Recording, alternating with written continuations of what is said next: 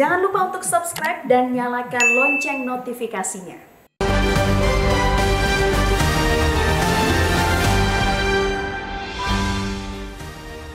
Halo, selamat pagi pemirsa, salam sehat. Titik akhir pandemi COVID-19 semakin dekat. Begitu kira-kira kesimpulan dari penilaian terbaru Organisasi Kesehatan Dunia WHO yang dirilis tengah pekan ini. Dengan melihat angka kematian akibat COVID-19 dan penambahan jumlah kasus baru yang turun signifikan di seluruh dunia, selama sepekan ini WHO menilai dunia kini sedang menuju garis finish pandemi. Pertanyaannya, siapkah kita ketika pandemi betul-betul berakhir? Saat pandemi dinyatakan selesai, artinya semua pelarangan dan pembatasan yang selama ini dilakukan untuk mencegah penyebaran virus corona juga tidak akan ada lagi. Warga dunia mungkin akan kembali menjalani kehidupan seperti ketika COVID-19 belum muncul. Sedangkan virusnya sebetulnya tidak pernah benar-benar hilang. Siapkah kita dengan pertanyaan ini? Untuk menjawab hal ini, kita akan membahas inilah editorial Media Indonesia edisi Sabtu 17 September 2022 dengan tema mempersiapkan akhir pandemi. Bersama saya, Eva Wondo. Editorial Media Indonesia juga dapat Anda simak di MG Radio Network di frekuensi 94,7 FM di kawasan Jakarta dan sekitarnya. Para pendengar bisa turut berpartisipasi dan berinteraksi dalam editorial Media Indonesia. Sampaikan pendapat Anda pemirsa dengan berpartisipasi melalui telepon interaktif di nomor 0215839900. Dan pagi hari ini telah hadir bersama saya anggota Dewan Redaksi Media Group Abdul Kohar. Selamat pagi Bang Kohar, apa kabar? Eva, baik, sehat. Baik ya, sehat, alhamdulillah. Salam sehat untuk Bang Kohar dan juga pemirsa tentunya ya. Kita akan bahas nanti di tema editorial Media Indonesia hari ini, yakni mempersiapkan akhir pandemi. Tetapi sebelumnya kita akan bahas dulu, Mas Kohar, ada tiga headline yang akan kita bahas. Yang pertama, ada pernyataan terbaru dari Anies Baswedan yang menyatakan saya siap untuk pemilu 2024 menjadi capres, Mas Kohar. Nah, di editorial tadi kan ditanya oleh Eva Wondo, siapkah kita? Tapi kan konteksnya berbeda. Siapkah kita? Kalau Anies bilang saya siap, Anies Baswedan, ini adalah konteksnya adalah untuk nyapres, untuk maju menjadi calon presiden di 2024. Nah, tinggal bagaimana mencari kendaraan kan begitu. Modal elektabilitas menurut sejumlah survei itu sudah dikantongi, tetapi tentu saja ini survei survei yang masih terus bergerak. Anies selalu berada di 3 besar, tentu ini modal.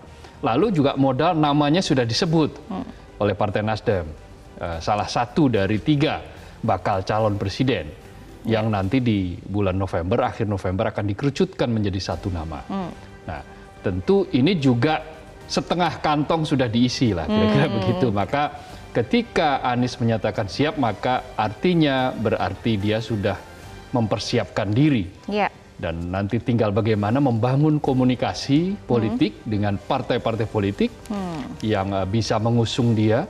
Karena syarat untuk mengusung adalah 20% kursi di DPR atau 25% suara. Maka ya itulah yang harus dipenuhi dulu. Nah, bagaimana kendaraannya dulu, baru kemudian apa langkah-langkah yang akan dilakukan. Nah, tentu ini menggembirakan lah bagi proses demokrasi kita. Menggembirakan proses demokrasi dan Anies sudah mengantongi setengahnya, masih ada setengahnya lagi yang harus dipenuhi. Itu artinya kendaraan politik, komunikasi politik yang kita masih nantikan ya. Masih nantikan seperti apa. Menarik, ini menarik. Menarik untuk kita simak bersama. Berikutnya kita bahas headline Media Indonesia yang kedua, kabar baik ya, Mas Kohar. Indonesia menang semalam dari Hong Kong, betul, dan sebelumnya juga menang dari Timur Leste, tetapi ada satu lagi tantangan yang tentu tidak mudah ya. Indonesia wajib menang saat lawan Vietnam. Ujian sesungguhnya. Ujian sesungguhnya. Ini adalah pengulangan dari pertandingan ketika Piala AFF. Ketika itu Indonesia gagal menang, main di Patriot Candrabaga Bekasi. Indonesia hanya bisa bermain imbang tanpa gol. Nah, nanti pembuktian nanti di hari Minggu itu seperti apa? Apakah masih akan mengulang? Tentu saja itu yang bukan diinginkan oleh pecinta sepak bola timnas. Karena melihat permainan yang atraktif, impresif yang disuguhkan oleh Sintayong, maka di kualifikasi Piala Asia U20 ini tentu saja tidak ada keraguan lagi bahwa ini harus menang. Kebetulan lawannya Vietnam dengan poin yang sama, selisih gol yang sama. Poinnya 6, selisih golnya 8 gitu ya. Dari memasukkan 9 dan baru kemasukan 1 masing-masing. Jadi ini betul-betul secara head to head itu sepadan dan inilah ujian sesungguhnya. Apakah Indonesia bisa melewati Vietnam atau seperti apa? Tentu saja harapannya Indonesia harus bisa mengalahkan Vietnam agar apa? Agar ya mampu langsung menuju ke Piala Asia di 2023 U20 ya. Karena seniornya kan sudah masuk nih Piala Asia. Nah, juniornya yang di kelompok umur ini juga harus menunjukkan diri gitu. Iya, harus menunjukkan diri dan Mas Kahar sampaikan ini adalah ujian sesungguhnya dengan modal menang melawan Timor Leste dan juga Hong Kong, performa yang positif begitu ya sebagai warming up. Bagaimana peluang Indonesia? Peluang Indonesia besar ya, apalagi melihat kedalaman squad ya. Kalau kita bicara sepak bola itu kan tidak hanya bicara starting 11, tetapi juga kedalaman squad, bagaimana cadangan pemain cadangannya, sehingga antara level pemain yang dicadangkan dengan yang dimainkan itu setara. Nah kalau dilihat dari permainan tadi malam, itu hampir 90% lebih itu diganti daripada ketika bermain di pertandingan pertama melawan Timor Leste. Jadi melihat ini maka optimisme saya kira layak untuk diapungkan itu. Karena kedalaman skuadnya tinggi kan. Kita doakan yang terbaik untuk tim U20 Indonesia ya Mas Kahar. Berikutnya kita bahas, ini adalah headline media Indonesia yang ketiga di halaman 2. Mabes Polri periksa tersangka peretasan. Nah, sudah ada pemuda berinisial MAH, 21 tahun, asal Madiun, Jawa Timur, penjual es ya. Mas Kahar tetapkan sebagai tersangka. Seorang dari dusun, dari desa begitu, lalu mungkin dijadikan tersangka bahwa dia ada bagian dari jaringan Biorka. Tetapi apakah ini sepenuhnya benar atau ada yang sedikit benar atau justru kurang benar. Nah ini nanti akan dibuktikan dalam proses penyelidikan. Tetapi yang paling penting adalah lagi-lagi ini adalah sentilan. Serangan cyber dari apa yang disebut dengan Biorka. Biorka ini kan boleh jadi seseorang tapi boleh jadi tim kan, komplotan kan, gitu kan. Maka ini mengingatkan kita kepada urgensi tentang lahirnya Undang-Undang Perlindungan Data Pribadi yang sudah 1 dekade itu mondar-mandir saja antara pemerintah dan DPR. Padahal ini urgen. Ini seolah-olah dianggap tidak penting, tetapi ketika perkembangan zaman yang teknologi yang semakin pesat, orang-orang menyebutnya seperti kalau ibarat kapal ini sekarang kan kecepatannya speedboat. Sementara orang aturan regulasinya masih seperti kapal selam yang tenang gitu kan. Generasinya juga generasi kapal selam. Tidak kompatibel dong artinya ya Mas Kahar? Iya, jadi akhirnya dari waktu ke waktu akan selalu muncul. Kalau kita tidak memiliki segera Undang-Undang Perlindungan Data Pribadi, maka ya terus-menerus akan kita dihadapkan pada serangan cyber yang mungkin barangkali kali ini data-datanya masih data-data yang sifatnya minor. Data-data yang bukan data-data yang bersifat full rahasia negara, tetapi ini bisa menelanjangi pribadi-pribadi dan ini tidak boleh. Karena keterbukaan itu berbeda dengan ketelanjangan gitu. Keterbukaan itu berada dalam koridor, itu hanya urusan publik, sementara kalau ketelanjangan itu berarti urusan privat pun juga diaduk-aduk. Padahal Mas bukan Kahar itu. Kemarin menulis soal itu ya. Mas Kahar, tetapi sebetulnya semua orang tentu sudah paham urgensi dari Undang-Undang Perlindungan Data Pribadi. Sudah 1 dekade, tetapi kenapa ya lambat banget kalau misalnya sudah tahu ini urgen sekali? Itu tadi menganggap bahwa karena ini sepertinya tidak kasat mata, boleh jadi ya, boleh jadi satu ya ada kekurang pahaman sebagian orang, sebagian kalangan anggota dewan kah atau dari kalangan manapun lah ya, yang mereka melihat bahwa oh ini belum prioritas, prioritasnya yang nyata-nyata saja. Padahal ini juga nyata. Ini dunia yang bagi kalangan tertentu, bagi anak-anak yang sangat muda, ini dunia yang seperti kayak permainan game. Ya mereka ya kejarlah daku kok kutangkap atau dan seterusnya. Jadi main kejar-kejaran itu bagi mereka mengasyikkan, tetapi bagi orang yang betul-betul butuh privacy, ini membahayakan. Karena itu segera tugas negara, tugas aparatus negara, tugas para stakeholder di kenegaraan, dia adalah melindungi segenap tumpah darah Indonesia, termasuk melindungi data pribadi. Betul, karena termasuk juga kedaulatan data di ruang siber ialah perpanjangan tangan dari kedaulatan negara. Itu yang disampaikan oleh Kepala Staf Kepresidenan Moldova. Betul, dan itu yang harus segera diwujudkan oleh pemerintah dan juga oleh DPR. Baik, kita nantikan Undang-Undang Perlindungan Data Pribadi, ayo dong segera disahkan Mas Kohar, dan juga tunggu paripurna, paling ya begitu ada sidang paripurna ini sudah bisa disahkan. Iya, urgent sekali untuk payung hukumnya, dan juga tentu kita nantikan bagaimana proses hukum terhadap kasus ini ya, Mas Kohar. Itu adalah 3 headline media Indonesia. Berikutnya kita akan masuk ke tema editorial media Indonesia mempersiapkan akhir pandemi. Ini WHO menyatakan bahwa garis finish sudah kelihatan, Mas Kohar. Tapi kalau kita ibaratkan seperti maraton, kalau melihat garis finish itu akan berlari lebih cepat atau justru melambat, Mas Kohar? Iya, jadi sebagian orang ketika, kalau dia ibaratkan lari maraton, maka ketika melihat garis finish, ada muncul optimisme sebetulnya. Tetapi ketika kita salah di dalam melakukan strategi, bisa-bisa belum mencapai garis finish kita sudah tumbang. Tetapi tentu itu tidak kita harapkan. Sama seperti balapan MotoGP.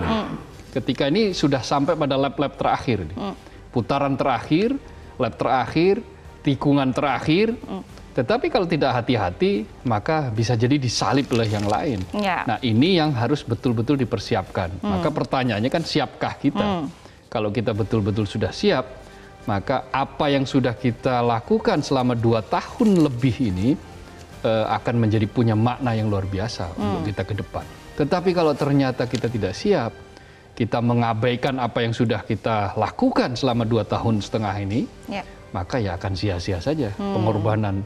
Sudah cukup banyak orang yang menderita ini. Seluruh dunia ada 616 juta lebih. Betul. Dengan 6 juta kematian lebih. Betul. Artinya ini bukan sebuah penyakit yang main-main. Ini adalah pandemi yang luar biasa, yang 1 abad yang lalu baru kita temukan. 1 abad kemudian ini terjadi. Karena itu virus ini tidak sesungguhnya berhenti. Akan selalu ada. Tetapi ketika kita menyikapinya dengan cara yang benar, maka kita akan sampai garis finish dengan selamat dan kita akan menjadi juara. Itu yang diharapkan. Itu yang kita harapkan. Ya, kita akan bahas lebih lanjut pertanyaan tadi. Kita akan ulas lebih lanjut nanti, Mas Kohar. Inilah tema editorial media Indonesia hari ini, mempersiapkan akhir pandemi.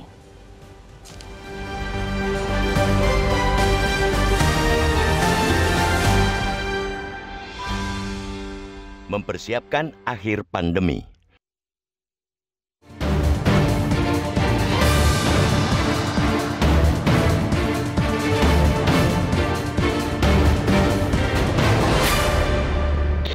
Titik akhir pandemi COVID-19 semakin dekat. Begitu kira-kira kesimpulan dari penilaian terbaru Organisasi Kesehatan Dunia atau WHO yang dirilis tengah pekan ini. Dengan melihat angka kematian akibat COVID-19 dan penambahan jumlah kasus baru yang turun signifikan di seluruh dunia selama sepekan ini, WHO menilai dunia kini sedang menuju garis finish pandemi. Kita belum sampai di sana, tetapi ujungnya sudah terlihat, kata Direktur Jenderal WHO, Tedros Adhanom Ghebreyesus pada jumpa pers di Jenewa Rabu 14 September lalu.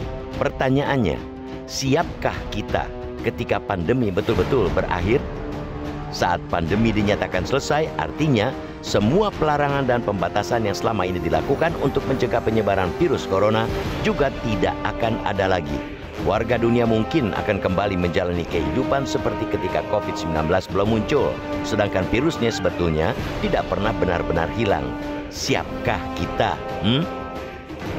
Jika kita bicara dalam konteks Indonesia, sedikitnya ada 3 isu pokok yang mesti menjadi perhatian sebelum bisa menjawab pertanyaan itu. Yang pertama, kiranya kita perlu memikirkan bagaimana agar perilaku kebiasaan, budaya berkesehatan yang sudah terbentuk di masyarakat selama pandemi dapat dilanggengkan hingga nanti selepas pandemi. Disiplin tinggi terhadap protokol kesehatan, menjalankan pola hidup sehat, responsif terhadap perubahan dalam berbagai aspek adalah beberapa contoh budaya yang sudah terbangun dan semestinya tidak berhenti ketika pandemi berakhir. Sungguh sia-sia pengorbanan kita selama ini bila kebiasaan-kebiasaan baik itu ikut lenyap seiring dengan kelarnya pandemi. Dalam konsep berkehidupan dalam kenormalan baru atau new normal pun, ujian sesungguhnya bukan ketika pandemi masih berlangsung, melainkan masa pasca pandemi. Kenormalan baru adalah norma baru yang memang tercipta pada saat pandemi. Eksekusinya pun pada waktu itu lebih mudah karena ditopang oleh pembatasan-pembatasan yang diregulasikan. Tantangannya ialah bagaimana agar konsep new normal itu tidak ditinggalkan atau sekadar menjadi artefak sisa peninggalan masa pandemi. Kenormalan baru mesti dapat diimplementasikan terus-menerus meskipun tidak ada lagi perangkat aturan yang menyokongnya. Pada sisi lain, peran negara juga teramat penting. Dampak mengerikan dari penyebaran COVID-19 selama 2,5 tahun terakhir ini sedikit banyak telah membuka mata kita betapa pemerintah sesungguhnya belum terlalu siap menghadapi gelombang serbuan patogen dalam skala masif. Kebijakan dan infrastruktur kesehatan terbukti kepayahan merespons hantaman virus yang seketika menggila. Belajar dari pandemi itu, penguatan infrastruktur kesehatan harus menjadi perhatian utama pemerintah. Skala fokus, anggaran, dan prioritas untuk pengembangan infrastruktur kesehatan sudah saatnya mulai disejajarkan dengan pembangunan infrastruktur krusial lain seperti pendidikan dan transportasi.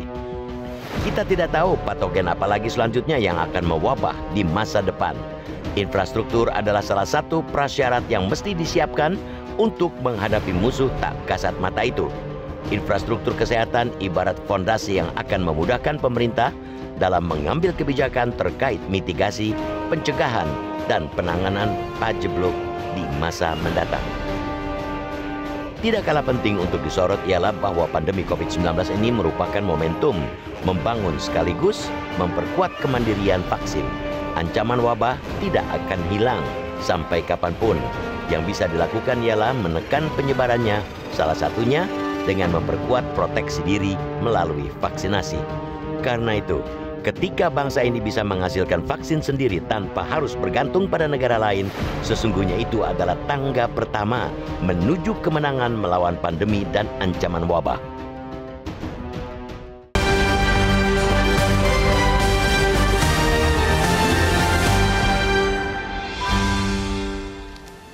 Pemirsa, kita jeda dulu. Editorial Media Indonesia akan kembali sesaat lagi. Tetaplah bersama kami.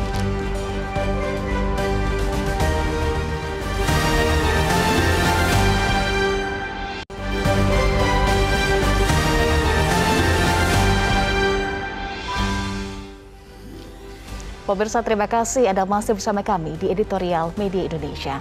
Mas Kohar dan juga pemirsa, saat ini kita sudah terhubung dengan beberapa penelpon untuk membahas lebih lanjut tema Editorial Media Indonesia hari ini mempersiapkan akhir pandemi. Langsung saja kita akan sapa yang pertama Pak Ikhwan dari Jember, Jawa Timur. Selamat pagi Pak Ikhwan, salam sehat Pak. Selamat pagi Mbak Eva, selamat pagi Kang Abdul Kohar. Pagi Pak Begini, Ikhwan. kita menyatakan bahwa kita harus mempersiapkan akhir pandemi. Sedangkan virus itu sendiri, virus 19 ini jelas mereka sudah modifikasi. Modifikasi ini bisa positif, bisa negatif. Maka mempersiapkan diri berarti harus dengan cerdas. Saya ulangi lagi, dengan cerdas. Cerdas ini unsurnya adalah rasionalitas atau intelektualitas. Kemudian yang kedua kaitannya dengan masalah psikis, lalu yang ketiga yang terkait dengan persoalan spiritual. Nah, untuk itulah maka kita dapat mengambil pelajaran bahwa mengembalikan akibat dari COVID-19 ini harus dengan kerja yang konseptual, sistematik, operasionalistik, skala prioritas, dan melihat ke depan. Dan untuk itulah dari sudut kesehatan kita bukan hanya bersifat simptomatik, hanya akibat yang kita tangani, tetapi juga harus istilahnya itu medis yang harus dipertanggungjawabkan. Untuk itulah maka diperlukan cara berpikir untuk memecahkan masalah ini sungguh harus secara substansi medis. Nah, jangan membuat kebijakan yang menyebabkan justru pemulihan keadaan yang berpengaruh terhadap Ipolek Sosbud Hadkam ini begitu gampang, nggak semudah itu. Nah, keadaan masyarakat kita ini membutuhkan bimbingan, penyuluhan, masalah kesehatan, pendidikan, dan masalah pangan.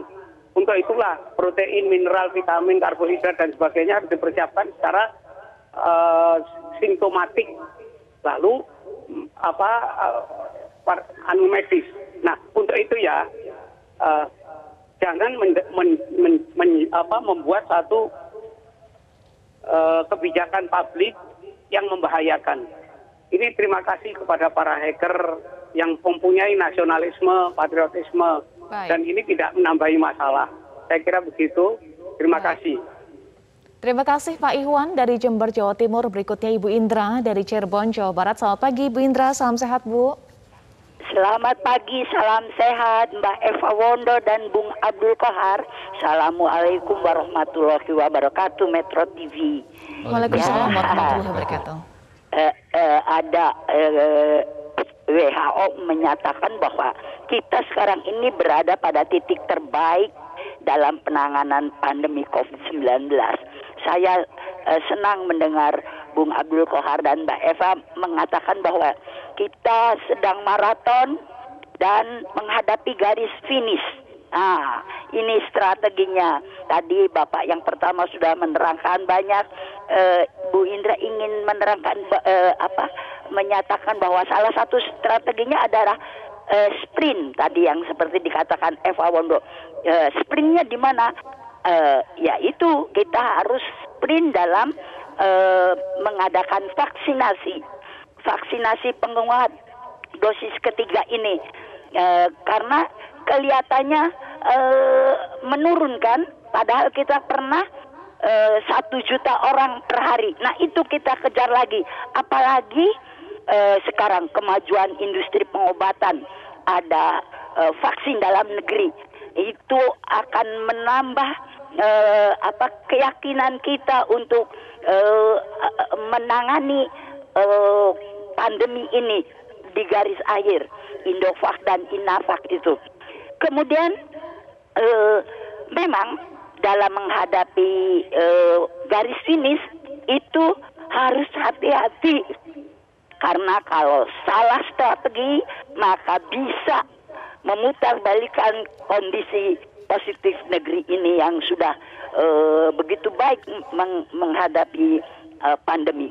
Jadi kita sekarang ayo cepetin dengan vaksinasi sehingga kalau minimal kena booster ini kan membuat kita tidak usah dirawat. Itu yang akan Bu Indra sampaikan. Terima kasih Mbak Eva dan Bung Abdul Kohar. Assalamualaikum warahmatullahi wabarakatuh. Waalaikumsalam warahmatullahi wabarakatuh. Terima kasih Ibu Indra dari Cirebon, Jawa Barat. Berikutnya kita sapa Pak John Veto dari Batam, Kepulauan Riau. Selamat pagi Pak John, salam sehat. Silahkan Pak. Selamat pagi Mbak Eva, selamat pagi Bung Kohar. Ini sangat menyejukkan sekali ya, yang dibedah oleh editorial media Indonesia hari ini. Ya. Kenapa? Kita 28 bulan telah dibelenggu oleh ketakutan. Tahunya sekarang WHO menyatakan kita ada mempersiapkan akhir pandemi. Jadi gini Mbak Eva, Bung Kohar, ya, yang melanda dunia ini, COVID-19 ini boleh dikatakan pelajaran sangat berharga bagi bangsa Indonesia, ya, bagi dunia, tapi khususnya bagi bangsa Indonesia kita.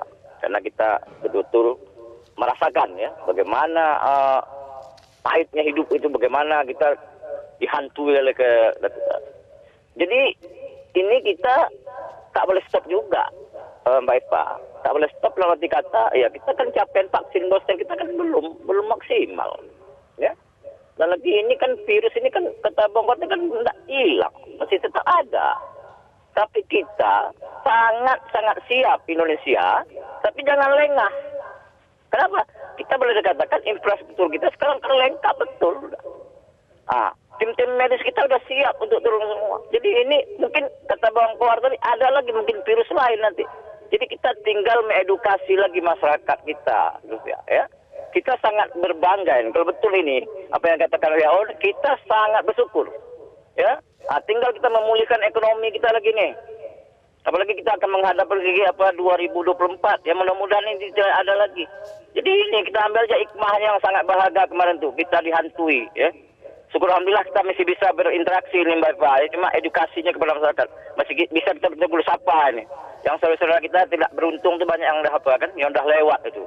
Ya terima kasih banyak kepada Metro TV ini yang telah menginformasikan masalah COVID-19. Hampir 2 tahun dia bedah terus. Terima kasih banyak. Baik. Assalamualaikum warahmatullahi wabarakatuh. Waalaikumsalam warahmatullahi wabarakatuh. Terima kasih Pak John Veto. Dan berikutnya ada Ibu Ong Mewah dari Pejaten Jakarta. Selamat pagi Bu Ong, salam sehat Bu. Selamat pagi Mbak Eva, Mas Kohar. Assalamualaikum warahmatullahi wabarakatuh. Waalaikumsalam warahmatullahi wabarakatuh. Titik akhir pandemi. Makin hari makin membaik dan kita rasakan. Tapi kita tidak boleh abai Mbak Eva dan Mas Kohar. Kita tetap waspada, masker tetap kita pakai. Sekalipun dikatakan oleh WHO pandemi sudah mereda. Tapi virus masih bertebangan di sekitar kita Mbak Eva dan Mas Kohar.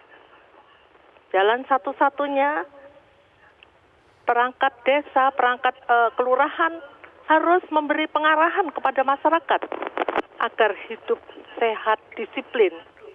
Jangan abai dengan prokes.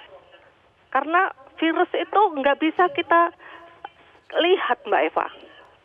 Karena sewaktu-waktu menyerang kita. Lalu dengan udara yang kotor, yang polusi, itu membuat kita mudah terserang.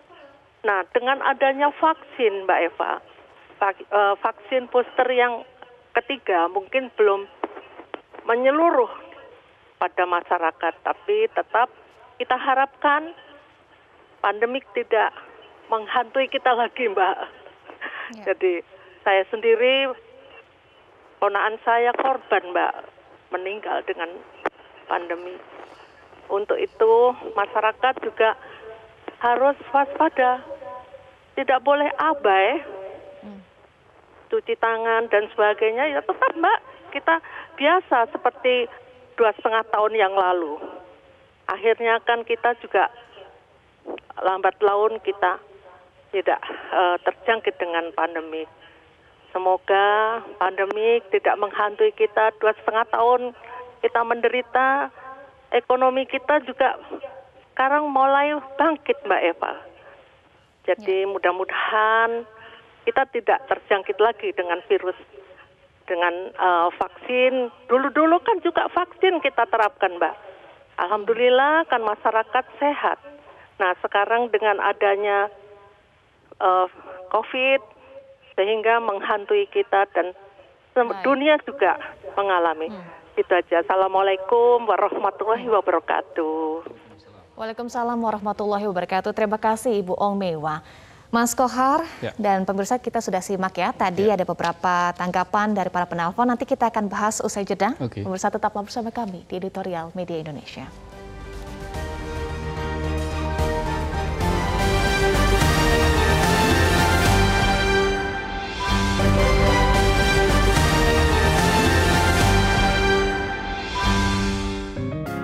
Media Indonesia mengajak Anda untuk mengakses fitur premium e-paper. Dengan sajian konten berbasis intelektual dan meneguhkan kebangsaan, Media Indonesia tampil dengan lebih dinamis melalui e-paper Media Indonesia yang dapat Anda akses kapan saja, di mana saja. Caranya mudah, download aplikasi Media Indonesia di Android atau ketik link e-paper.mediaindonesia.com atau bisa scan QR Code pada layar kaca Anda. Klik tab e-paper di bagian samping layar tablet Anda, daftarkan data diri, serta pilih paket berlangganan e-paper Media Indonesia sesuai dengan kebutuhan Anda. Nikmati juga bonus spesial tambahan 4 halaman rubrik fokus setiap hari. Semua bisa Anda dapatkan hanya di e-paper Media Indonesia. Untuk informasi lebih lanjut, hubungi customer service di nomor 0811 1201 2018 atau kunjungi media sosial @mediaindonesia. Media Indonesia, referensi bangsa. Anda kembali di editorial Media Indonesia, Mas Kohar dan juga pemirsa. Tadi kita sudah simak ya beberapa penelpon. Ya. Inline juga dengan pernyataan Mas Kohar tadi, harus menghadapi atau mempersiapkan garis finish ini dengan hati-hati, jangan abai protokol kesehatan, harus cerdas juga dan juga lari sprint. Ya, intinya adalah bahwa ini belum berakhir. Baru kelihatan garis finishnya kelihatan. Karena itu harus ada strategi. Lari sprint misalnya dengan memasifkan lagi vaksinasi. Karena dosis ketiga masih 15,05%, Mas Kohar. Di sebagian lain kan bahkan sudah dosis keempat. Tetapi dosis ketiga di masyarakat baru 15%. Dan gerakannya sekarang masih agak kendor. Apalagi setelah ada isu-isu pembobolan data Bjorka, ada pejabat yang ternyata baru 2 kali vaksin dan seterusnya, entah benar entah tidak. Nah, tetapi yang paling penting adalah bagaimana masyarakat ini sadar, ada kolaborasi lah ya. Seperti hari ini misalnya ada kabar bahwa Ketua Dewan Pers Profesor Azumadi Azra ternyata kan terkena COVID ketika dalam perjalanan menuju ke Malaysia. Sekarang sedang dirawat di Malaysia. Artinya masih ada penyakit itu dan masih bisa menyerang siapa saja dengan tingkat kerentanan yang berbeda-beda. Lalu yang paling penting adalah ada kolaborasi antara publik dan negara, pemerintah dan masyarakat. Masyarakat atau publik harus membiasakan apa yang sudah dia lakukan dalam 2 tahun terakhir ini, yaitu apa? Peduli terhadap kesehatan. Pemerintah itu harus memperdulikan lagi infrastruktur kesehatan. Kita sangat kelihatan ketika awal-awal pandemi kita kedodoran. Di beberapa tahun lalu ketika varian Delta masuk juga kedodoran. Di sekitar kita di kawasan di Jepang, di Korea Selatan, sekarang kasus meledak lagi karena ada mutasi. Dengan tingkat kematian yang di Jepang masih di atas 100, 170. Lalu kemudian di Korea 60 kematian. Nah, karena itu kewaspadaan tetap harus. Kita melihat garis finish, jangan sampai garis finish yang kita lihat itu sebagai fata morgana. Kelihatannya seperti garis finish, begitu kita dekati, hilang, nggak ada. Nah, seperti itulah kira-kira. Dan jangan pula masyarakat mengubah kebiasaan yang sudah baik, kebiasaan yang sudah dilakukan selama pandemi ini, dengan kebiasaan buruk yang cuek terhadap protokol kesehatan, cuek terhadap kebersihan, cuek terhadap ketika memeriksakan suhu badan dan seterusnya ketika ada gejala-gejala. Nah, kepedulian itu harus dibangun, tetap dibangun. Jangan jadikan kebiasaan kemarin itu sebagai artefak. Jadikan itu sebagai kebudayaan, sebagai budaya. Sebuah kebiasaan baik yang terus-menerus akan berlangsung karena virus ini pada akhirnya tidak akan mati dan akan datang virus-virus yang lain pasti. Lalu pemerintah harus secara serius, tirulah Korea Selatan ketika membangun. Pada tahun 1950, Korea Selatan itu sudah sadar tentang pentingnya imunisasi. Dia bangun pusat-pusat imunisasi itu. 10 tahun kemudian, 1960, dia bikin pos-pos dokter. Dia pastikan seluruh desa ada dokter. Nah, hal yang sama harus kita bangun. Tidak ada kata terlambat untuk melakukan itu. Kita masih punya waktu, kita harus lari cepat sehingga betul-betul kita nanti menjadi juara. Iya, kita harapkan kita menjadi juara dan semoga bukan fata morgana, Mas Kohar, dari masyarakat. Budaya kesehatan atau kenormalan baru ini harus tetap dipertahankan, jangan sampai jadi artefak. Dan dari pemerintah juga infrastruktur kesehatan harus dimaksimalkan terus. Terima kasih Mas Kohar sudah bergabung bersama kami di editorial Media Indonesia. Salam sehat selalu ya, Mas Kohar. Salam sehat, Eva. Pemirsa, tidak kalah penting untuk disorot ialah bahwa pandemi COVID-19 ini merupakan momentum membangun sekaligus memperkuat kemandirian vaksin. Ancaman wabah tidak akan hilang sampai kapanpun. Yang bisa dilakukan ialah menekan penyebarannya. Salah satunya dengan memperkuat proteksi diri melalui vaksinasi.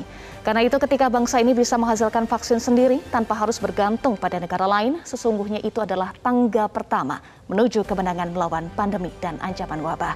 Pemirsa, kami selalu ingatkan Anda untuk tetap gunakan masker ketika berada di tengah kerumunan dan patuhi protokol kesehatan karena pandemi belum sepenuhnya berakhir.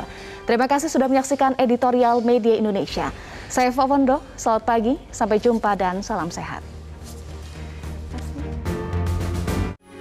Metro TV